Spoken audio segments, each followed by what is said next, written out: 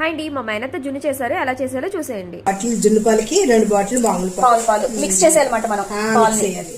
దాంట్లో శొంఠి మిరియాలు యాలకులు చేసుకున్న పొడి, శొంఠి మిరియాలు యాలకులు, ఓకే, బెల్లం పొట్టు పెట్టేసుకున్నాం. పొట్టు పెట్టేసుకుని ఈ 3 కలిపేసి మిక్స్ చేసేయాలి.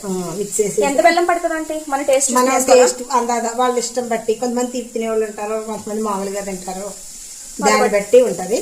ఇందులోనే కొంచెం పంచదార వేసుకుంటే 2 కలిపేసుకుంటే టేస్ట్ ఇంకా బాగుంటది. ఓకే ఓకే, పంచదార మిక్స్ చేస్తున్నారా?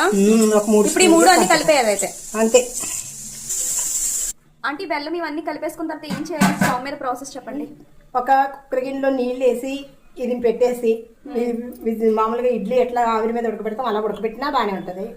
లేదు ఒక గిన్నెలో నీళ్లు వేసి ఈ గిన్నె పెట్టి దాని మీద చూసుకుంటా ఆవిరి మీద ఉడికినా బాగానే ఉంటుంది. ఓకే, అలా ఉన్నా బాగానే ఉంటుంది జున్ను కాబట్టి టేస్టీగా అయిపోతుంది. ఓకే, జున్ను మొత్తం అయిన తర్వాత మీకు చూపిస్తాను.